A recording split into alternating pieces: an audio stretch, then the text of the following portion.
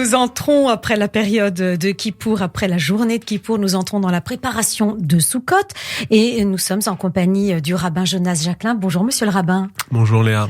Pour questions de société et judaïsme, et nous allons parler de Soukhot évidemment. On dit que c'est la fête, c'est l'une des fêtes les plus joyeuses du calendrier juif. Alors qu'est-ce que cette joie, d'où vient-elle et pourquoi ? Alors effectivement, la fête de Soukhot, c'est une fête qui va s'étendre sur une semaine entière, qui commence quelques jours après Kippour, et on nous dit dans les textes que dès que termine Kippour, on doit travailler, réunir les matériaux nécessaires à la construction de la soukha. Donc d'une certaine manière, après cette fête dans laquelle on a été véritablement tourné vers nous-mêmes pour ce travail d'introspection, on va, je serais tenté de dire d'une certaine manière, aller vers complètement autre chose et comme faire du bricolage, construire une soukha, construire cette cabane dans laquelle on va pouvoir se retrouver avec sa famille et ses amis en étant de manière concrète, matérielle, tourné vers les autres. C'est une fête qui contient une date, à la fin de la fête, qui s'appelle Simchat Bet HaShoeva, c'est la joie de la maison du puisement, dit-on. Et dans la Mishnah, il est écrit que celui qui n'a pas vu la joie de Simchat Bet HaShoeva, en réalité, n'a jamais vu la joie. C'est comme s'il avait manqué quelque chose. Et donc on va associer cette fête de Soukhot à la joie, et notamment du fait de cette journée qui existait à l'époque du Temple, qui était la journée du puisement, et qui était en réalité le jour auquel on allait chercher l'eau dans les fontaines autour de Jérusalem, un moment où l'automne recommence, un moment où il va y avoir de nouvelles pluies, et où on a l'idée de l'eau, l'idée de l'abondance et l'idée de la joie avec des cortèges qui accompagnaient cette eau jusque dans la ville et jusque dans le temple. Et donc on a l'idée d'une grande joie parce que évidemment à Soukhot on se retrouve, et parce que on a le souvenir de cette eau, l'eau qui est toujours Maïm Chaim, qui est une eau de vie, qui est l'eau qui nous nourrit, littéralement, l'eau qui nourrit les récoltes, grâce auxquelles on va pouvoir subvenir à nos besoins. Et on a l'idée véritablement, et on le sait, et encore aujourd'hui, sur la terre d'Israël, l'eau est toujours une question, l'eau est toujours un défi. Et on a comme une distinction, on a le peuple juif qui a quitté l'Égypte. L'Égypte, c'est une terre d'abondance, il y a le delta du Nil qui irrigue en eau, qui apporte de l'eau à tout moment de la vie, alors que sur la terre d'Israël, c'est plus compliqué, on doit toujours tourner nos regards vers Dieu. Bientôt dans la Hamida, on va changer la prière, on demandait la rosée, on va demander la pluie, et on a le regard tourné vers Dieu pour avoir de l'eau, et à Soukhot, c'est aussi le moment auquel l'eau va arriver, on va avoir un moment, une relation particulière avec cette eau, d'où notre très grande joie. Oui, et d'ailleurs, dans la paracha que l'on lit cette semaine à Asino, les 70 lignes, le cantique de Moshe, son testament en quelque sorte, je crois, demande-t-il que ce soit comme une rosée, comme la pluie, pour qu'elle se déverse et que elle se répande. Donc la notion même de l'eau est importante dans cette paracha. C'est pas un hasard si ça tombe en même temps que Soukhot, peut-être. Je serais tenté à mon tour de vous poser une question. Est-ce qu'il y a des hasards ? Non, on comprend que non. Alors, la fête de Soukhot, puisque vous avez parlé de cette cabane et de cette matérialité, c'est aussi les quatre éléments, les quatre espèces. Est-ce qu'on peut revenir dessus, les décrire et voir en quoi c'est un symbole ? Oui, effectivement, dans cette fête, on a, je dirais, deux grands symboles. Le symbole de la soukha, qui est, d'après les sages, a deux significations. On a la soukha qui va rappeler les nuées qui accompagnaient les enfants d'Israël dans le désert, à la fois pour les protéger des Égyptiens qui les poursuivaient et aussi pour leur montrer le chemin qui leur permettait d'avancer comme une boussole. Et donc on a la soukha miraculeuse, je dirais, qui rappelle cette providence divine qui a accompagné les Hébreux au moment du danger. Et on a aussi la soukha, évidemment, qui rappelle les cabanes dans lesquelles ils habitaient dans le désert, dans lesquelles ils habitaient pendant le temps de leur errance. On peut, d'un point de vue peut-être plus historique également, penser les cabanes qui étaient celles des enfants d'Israël au moment où, en réalité, dans le pays d'Israël, ils étaient agriculteurs, ils vivaient de la terre, et avec Soukhot, il y avait une dimension agricole liée aux récoltes des différentes productions dans les champs, et quand on était un peu éloigné du champ, on devait rester habité à côté de son champ pendant la semaine de Sukkot. Et donc les cabanes, c'était aussi celle des cultivateurs, des journaliers qui venaient travailler et qui se retrouvaient aussi dans cette maison toujours solidaire.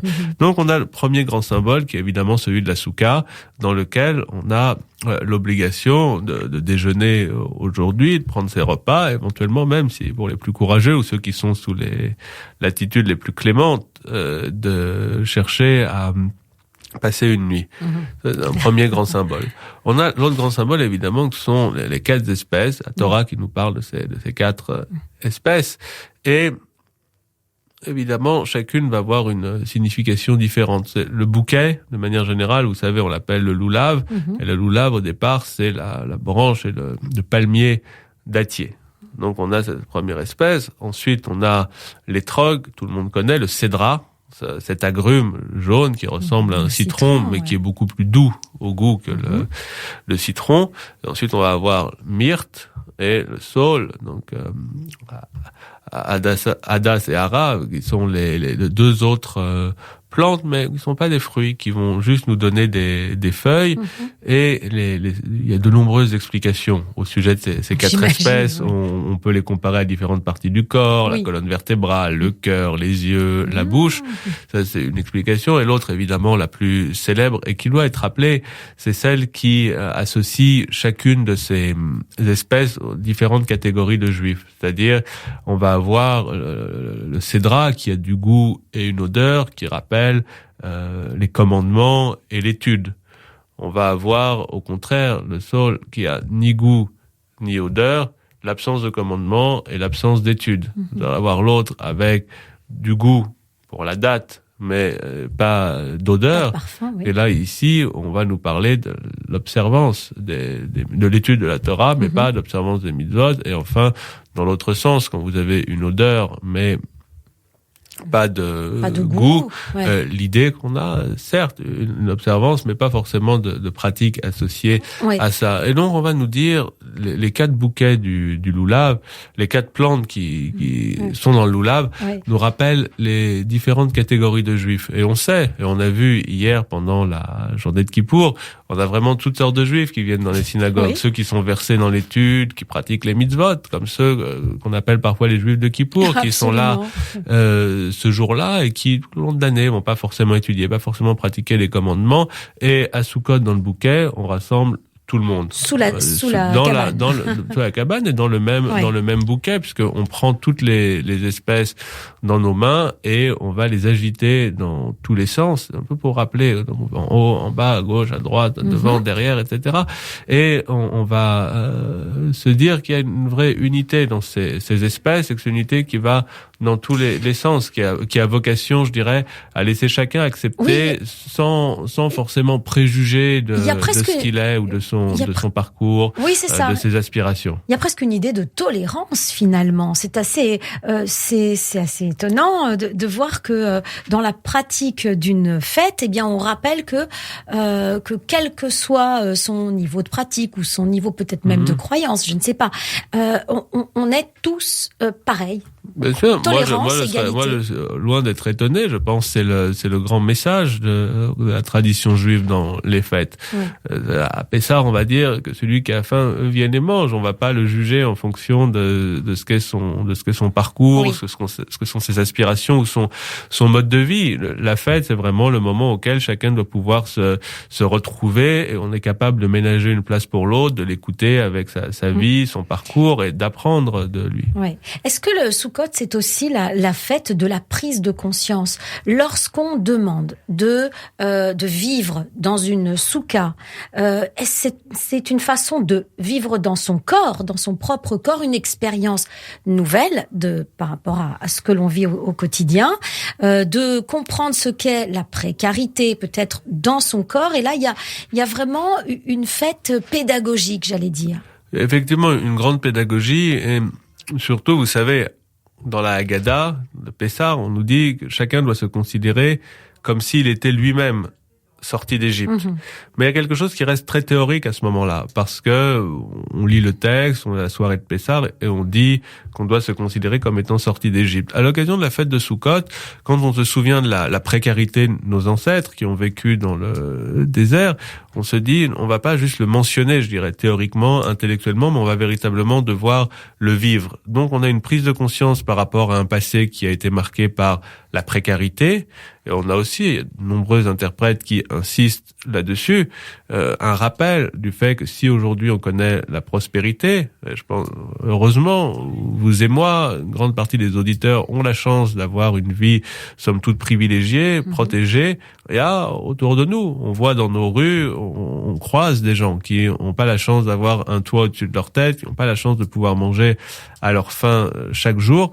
Et la fête de Soukhot, c'est vraiment une prise de conscience et un rappel de l'importance qu'il y a à ne laisser personne de côté et à prendre soin de tous dans une société. Et donc, à un moment, on pourrait être tenté d'oublier, d'être déconnecté de certaines réalités qui sont liées à la misère, qui sont liées à la pauvreté. La fête de Soukhot nous oblige littéralement, en venant habiter, en venant résider, en venant s'asseoir sous la soukha, à avoir une prise de conscience qui nous rappelle notre devoir de solidarité vis-à-vis de tous, je dirais, au travers du temps, en se souvenant des ancêtres qui ont connu cette précarité, mais en se souvenant évidemment aujourd'hui, au quotidien, autour de nous. Et dans une ville comme Paris, là où on habite, quelque chose qui manque pas, le fait que tout le monde n'a pas forcément la chance d'avoir notre niveau de prospérité. Alors si c'est une fête de la prise de conscience, est-ce que c'est également la fête où la spiritualité prend le pas sur la matérialité? Certes, cette matérialité est représentée par les 4 espèces. Là, on a vraiment des objets. Ces objets que l'on va utiliser, que l'on va agiter, etc., ils seront là devant nous. Ils sont là. La matérialité est présente. Mais tout de même, quand on demande d'être dans un lieu précaire, on est censé se concentrer davantage sur la spiritualité, non? De manière générale, on n'a jamais une coupure complète entre l'un et l'autre. Être dans ce qui serait des actes purs et simples, sans les réfléchir, sans les penser, ça n'aurait pas de sens. Être dans ce qu'on appellerait une pensée, une intellectualité, une spiritualité, sans actes qui vont avec, ça n'a pas de sens non plus. C'est vain, c'est de la buée qui finit par partir, s'envoler. Donc on a besoin d'un alliage, d'une alliance entre les deux, sans lesquels le matériel ou le spirituel, s'ils sont pas connectés, s'ils n'ont pas ce lien très fort entre eux, en réalité, n'ont pas de sens et sont voués à l'échec, sont voués à faire du surplace ou à tourner sur eux-mêmes. Oui, mais alors le lien, finalement, entre la matérialité et la spiritualité, c'est quoi? C'est l'homme qui pense et qui agit. Est-ce que ce serait aussi de peut-être élever cette matérialité au rang de spiritualité également, et que finalement, de n'en faire qu'une seule, qu'un tout? Comme je vous disais, l'un sans l'autre ne va pas. Donc, à partir du moment, c'est comme dans je serais tenté de dire, quand vous faites une mayonnaise, il y a un moment où la sauce doit prendre. Oui. Et donc là, c'est un petit peu la même chose. L'un sans l'autre ne peuvent pas gonfler, ne peuvent pas progresser, ne peuvent pas donner autre chose que ce qu'ils sont de manière séparée. Et donc, c'est le devoir de l'humain d'être capable de montrer qu'il a été créé à l'image de Dieu, un Dieu qui crée le monde, bien sûr, mais qui insuffle aussi ce souffle divin dans chacun. Belle image, la mayonnaise. Pour Soukhot, je n'oublierai pas. Merci, monsieur le rabbin. Je rappelle que nous étions en compagnie du rabbin Jonas Jacquelin, rabbin de Judaïsme en Mouvement. Merci. À la semaine prochaine. Shabbat Shalom. Shabbat Shalom. Chag Sameach. Chag Sameach.